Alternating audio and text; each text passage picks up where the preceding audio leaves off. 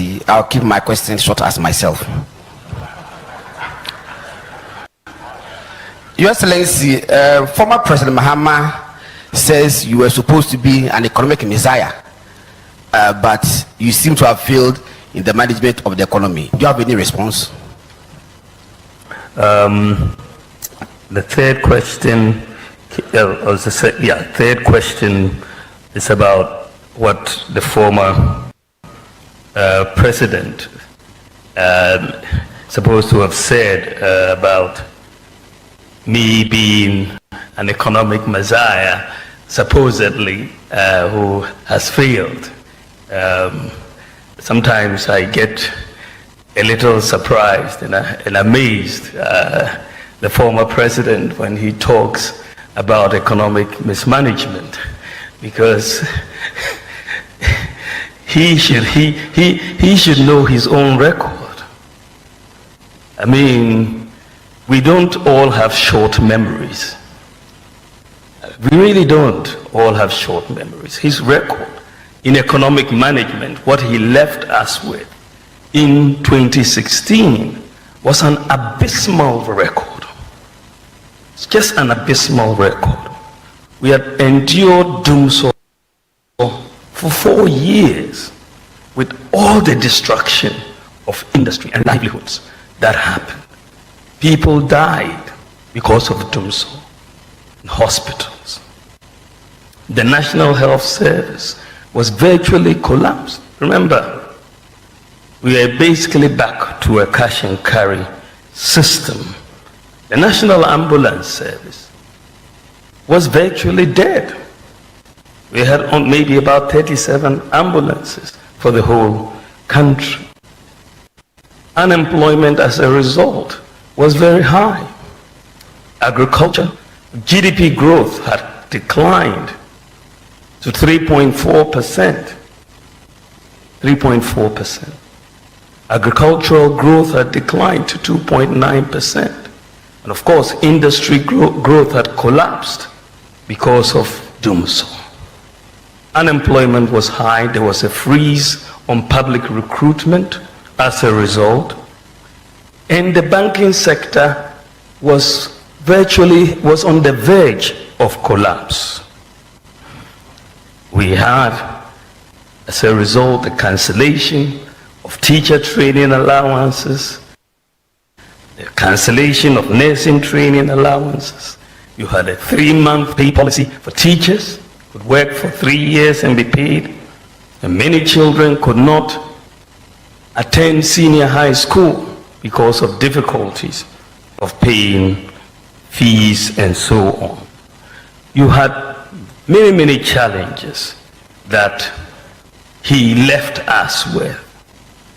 So when you juxtapose that record with what we have been able to do in these last 8 years almost, it's really night and day.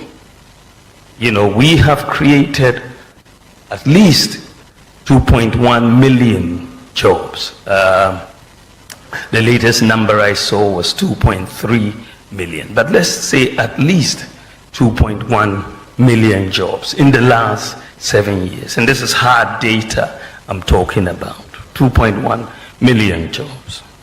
We've kept the public sector workers employed and fully paid through the COVID pandemic. We didn't lay anybody off. And if you look at it, we've built more roads, 3 times more the length of roads than what he did in office. We've built more railway than any other government in the Fourth Republic.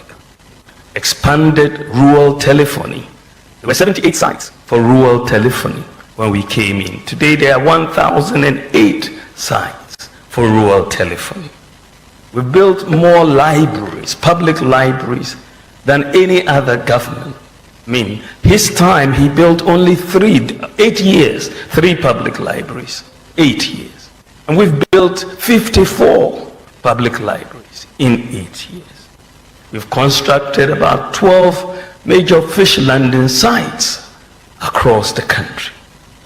Axim, Dix Cove, Moree, Mumford, Winneba, Senyabreko, Gomoa, Fete, Teshi, Osu, Ekumfi, and Mfansima.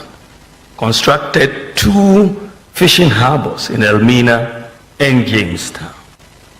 Constructed more sanitation facilities, 817, than any other government in the Fourth Republic. This has increased the proportion of the population with access to toilet facilities from 33% in 2016 to 80%. And 5,400 communities have been declared open defecation free. We've built more sports facilities in Ghana than any other government in the Fourth Republic. Whether you're talking about Boteman or the University of Ghana and so on. When we came into office, there were only 3 astroturfs in the whole of Ghana. The whole of Ghana, 3. Today you have over 150. We've abolished the 3-month pay policy, constructed 120 courts we're constructing, 80 have been completed with bungalows, and we've kept the lights on broadly in the last 8 years. We've restored teacher and nursing training allowances. We've increased the beneficiaries of scholarships by 70%. And the national health insurance is now being extended to cover sickle cell patients with hydroxyurea, very expensive drug, but I led the negotiations for that to happen. We have extended the national health insurance to cover childhood cancer, extended the national health insurance to cover kidney dialysis for over 60s and under 18s. We saved the deposits of 4.6 million bank depositors who really were going to lose their deposits if those banks were not saved. I don't understand whether the former president has taken his time to actually understand what happened in the banking sector. Some atrocious things happened. And this is why these banks had to be saved. They were not collapsed, they were merged into other banks. And we no banking depositor lost 1 cedi. Everybody maintained. But you had very bad things happening. You know, some of the banks broke all the rules and extended loans way above the single obligor limits. They were given, in some cases, 1 billion cedis by the Bank of Ghana to help them get out of the mess, and they only got deeper into the mess. Another bank was giving capital to save the situation, was giving money from the Bank of Ghana's lender of last resort facility, and they used that money to go and set up Capital Bank instead of rescuing the problem that they had. They took the money from the central bank and went to set up another bank, which was also collapsing. Some took money and went and invested in private property. So it was against this background when the governor came to report, and this was one of my nightmares as in the last 8 years. I couldn't sleep that night, that the banking system, most people didn't understand how close we were to a collapse of the entire banking system, but we were this close because all it would have taken was for a few depositors to go to UT Bank or UMT and they'll tell you there's no money. What would happen? There would have been a complete run on the banking system in Ghana. We would have collapsed the banking system. When the governor came to report that we were on the verge of collapse, decisions had to be taken to save the banking system and to save depositors. And this is how come we had to merge many of these banks into other banks. And we saved 4.6 million depositors. I'll ask the former president, if he hasn't read, to go and read the receiver's report, or to go and read the Bank of Ghana report and acquaint himself before making any further comments on matters he clearly does not understand. He needs to get an understanding before you make comments. And you cannot hand over a bank's license to them. This is subject to legal procedure. You have to go to court. You don't have the power in our constitution to do that. And I'm surprised sometimes, because he has been president before and he should know these things. He should know these things. He should know these things.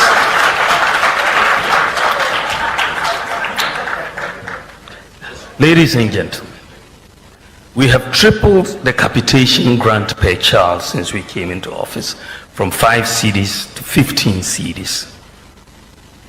And what is interesting also is that we've had the lowest increase in electricity tariffs in recent history. Between his time, 2009, and 2016, when they were in office, the average annual increase in electricity tariffs was 50% a year. That's the average. Some of the years were 80%. Between 2009 and 2016, 50% average a year. In the last 8 years, the average increase in electricity prices has been 11.1%. This is the lowest average increase of any government since 1992. Any government since 1992. When we came in our first term, we abolished and reduced 21 separate taxes. And we reduced import duties by 50% between 2019 and 2021. 50% reduction in import duties. And that, of course, we had to go back on that when we got into the crisis. We introduced the National Rental Assistance Scheme to help to deal with this problem of rent advance. And it is one of the best schemes that we have seen. It has worked very well, and we are going to expand it to the rest of the country. We're going to put in serious money, because with that, if you don't need 2 years rent advance, we will pay the landlord, and you just pay monthly, and it's working, and then, of course, working with the private sector.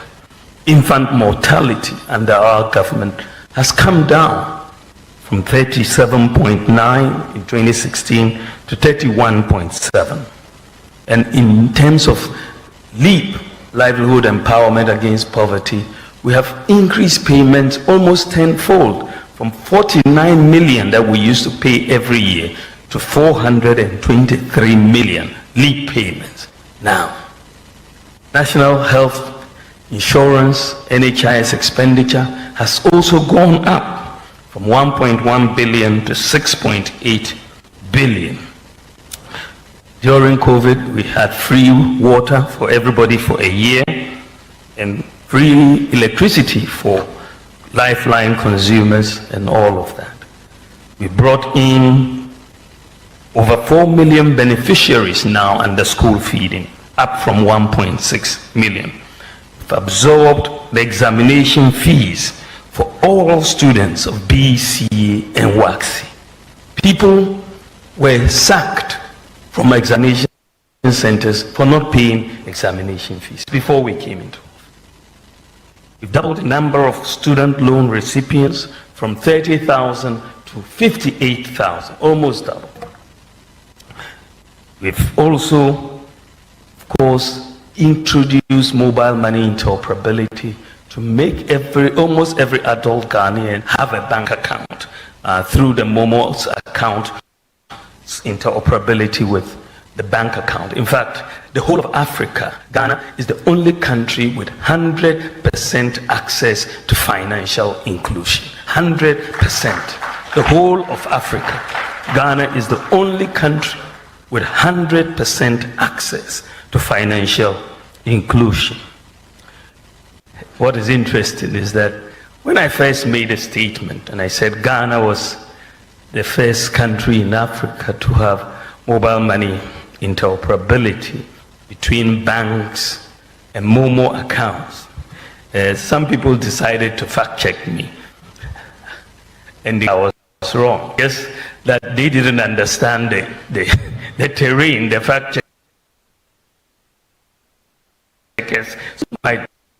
The fact checkers exactly what was happening in the field. Unfortunately, once they understood it, they didn't come back to withdraw. They just kept quiet. You know, today, when chalk was a problem, remember our schools under the former president, when it was a problem, today we have acquired tablets to give to the students. Every senior high school student is getting a tablet that we are having. So I'm just putting some of these points together. You know, Agenda 111, so 7 hospitals, 428 chips, and 30 health centers. I mean, that is massive. That's excluding Agenda 111. We've brought in drone delivery, and Ghana is now the whole world's the largest medical drone delivery service in the whole world. We're leading the world. The ambulance service, which was collapsing, we've brought in one constituency, one ambulance, and we are making a lot of progress in that direction. So I think that, I mean, what is clear, I don't have to go through every sector. The data, for me, I speak only with data.